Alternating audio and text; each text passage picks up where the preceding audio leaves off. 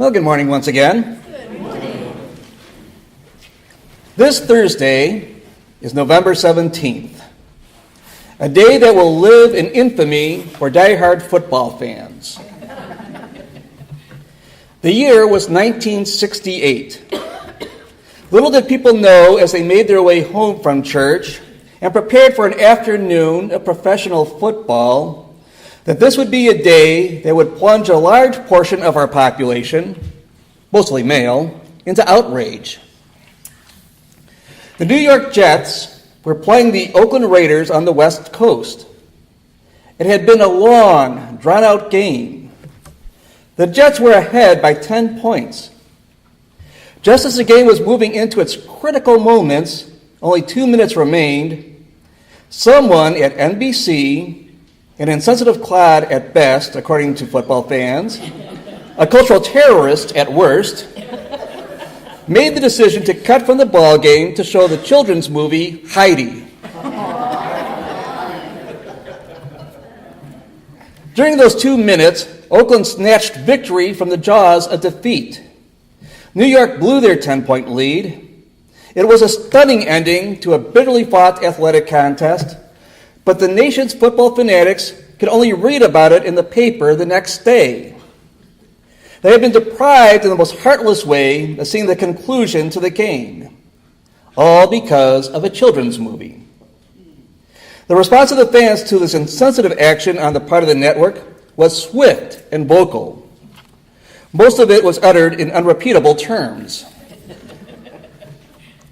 Now you might think, if you're not a football fan, that this was much ado about nothing. But it is human nature to want to know how things turn out in the end.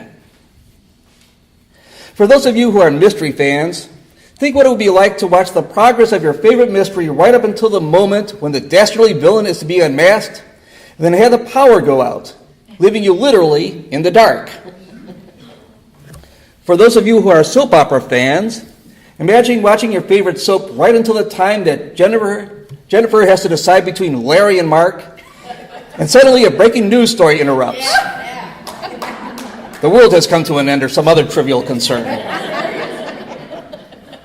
And you are left not knowing which one of the men won out. It is a horrid thing not to know the ending when you've been intimately involved in the drama for so long. Jesus' disciples wanted to know how their story was going to come out. One day they were remarking about how the temple was adorned with beautiful stones and with gifts dedicated to God. But Jesus said, "As for what you see here, the time will come when not one stone will be left on another. Every one of them will be thrown down." "Teacher," they asked, "when will these things happen? And what will be the sign that they are about to take place?" Jesus replied, "Watch out that you are not deceived. For many will come in my name, claiming, 'I am he,' and the time is near. Do not follow them. When you hear of wars and revolutions, do not be frightened. These things must happen first, but the end will not come right away." Then he said to them, "Nation will rise up against nation, and kingdom against kingdom. There will be great earthquakes, famines, and pestilence in various places, and fearful events and great signs from heaven. But before all this, they will lay hands on you and persecute you. They will deliver you to synagogues and prisons, and you will be brought before kings and governors, and all on account of my name. This will result in your being witnesses to them. But make up your mind not to worry beforehand how you will defend yourselves. For I will give you words and wisdom that none of your adversaries will be able to resist or contradict. You'll be betrayed even by parents, brothers, relatives, and friends, and they will put some of you to death. All men will hate you because of me, but not a hair of your head will perish. By standing firm, you will gain life." There are at least 3 things Jesus is saying to his disciples about the future. First of all, Jesus is saying that the future is going to get rough. Jesus predicted that the temple would lay in ruins, and he was right. It was utterly destroyed in AD 70 by the Romans. Jesus predicted his disciples would suffer great persecution, and they did. Jesus knew that the future was going to get rough, and of course, he was right. Would it be too depressing if I said to you that the future will probably be rough for many of us as well? We don't know what tomorrow may bring, do we? How fast life can change. A car accident, a health crisis, the loss of a loved one or a job, the breakup of a marriage. We just don't know what tomorrow may bring. Things could get rough. Craig Brian Larson tells about a coach that understood that life can get rough. His name is Steve Kafka. In 1995, Kafka was voted into the Illinois High School Gymnastics Coaches Hall of Fame. Kafka's athletes were remarkable for their ability to perform under pressure. Actually, the first time Kafka's team qualified for a state competition, several of his gymnasts fell off the pommel horse, high bar, and parallel bars, and the team finished low in the standings. But then Coach Kafka got an idea. At the end of practice each day, he began conducting a practice meet, and he did two things to intentionally raise the pressure on the gymnasts. First, if anyone missed a routine, everyone had to do push-ups. Second, Kafka told the team to try to rattle each performer.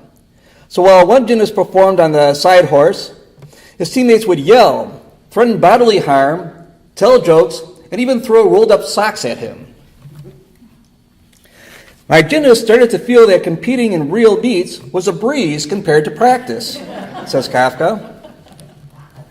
In the end, even a state championship with TV cameras rolling and critical judges watching every move was easy for them. Fighting through daily opposition taught Kafka's gymnasts focus and determination. Craig Larson says, in the same way, persecution can lead true followers of Christ to a greater focus on Christ and a stronger determination to do his will without fail. Jesus was preparing for a future that he knew would be rough. He wanted his disciples to be prepared for their hour of testing. He wants us to be prepared as well. But there's a second thing Jesus was saying to them and to us. Rough times can be used by God. God said to his disciples, they will lay hands on you and persecute you. They will deliver you into synagogues and prisons, and you'll be brought before kings and governors, and all on account of my name.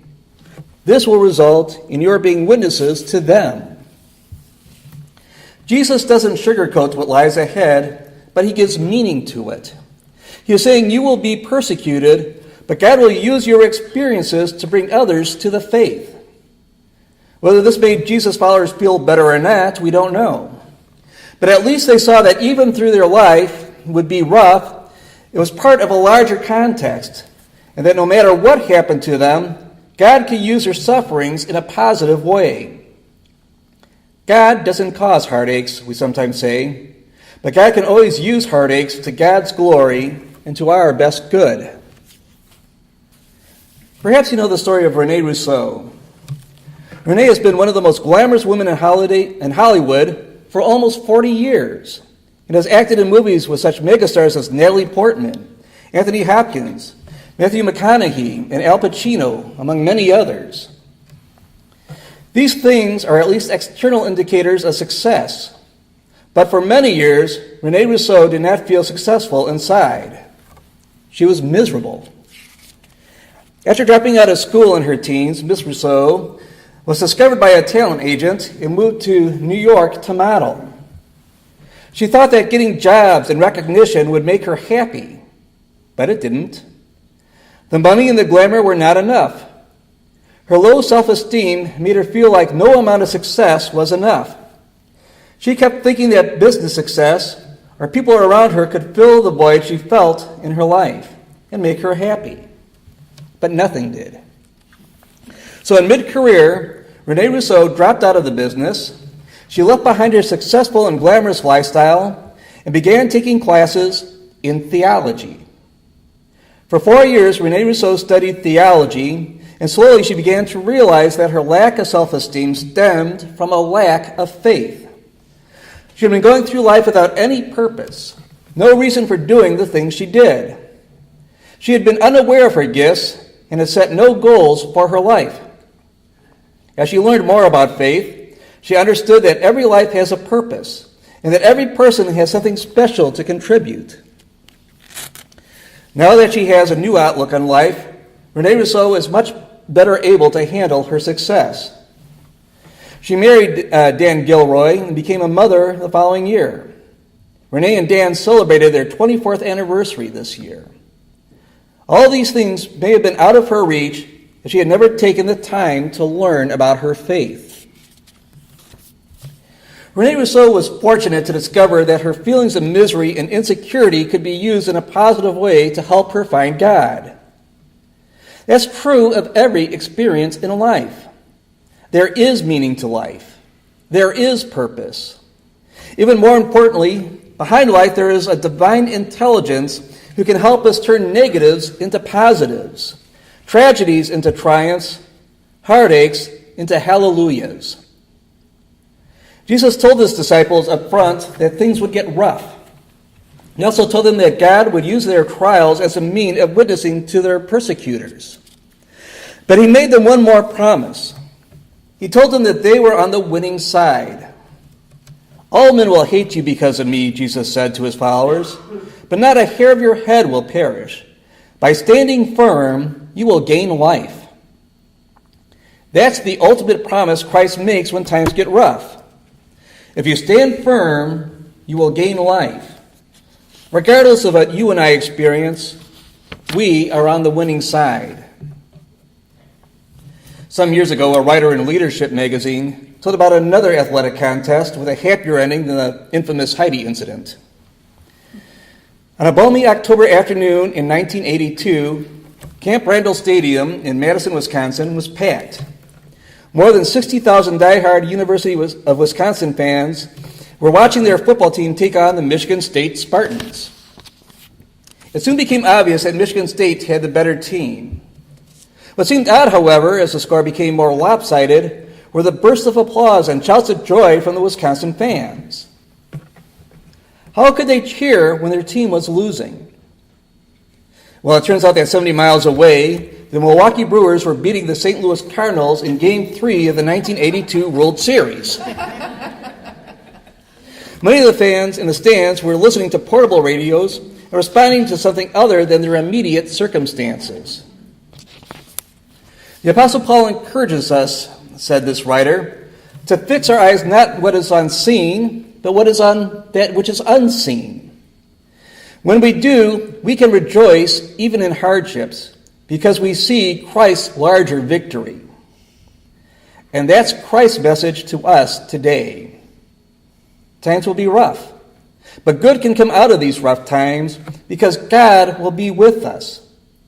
Ultimately, though, if we hang in there and hold on to God, we'll find that we were on the winning side all along. Will you please pray with me? Almighty God, inspire us with fresh confidence in your power to accomplish your purposes. As we struggle with the challenges of evil in our world, help us not to lose heart. We believe you to be able to save us, but sometimes we confess that we don't see you moving on our time schedule or in ways that we expect. Teach us to have faith in you as you are, rather than as we would have you to be. Amen.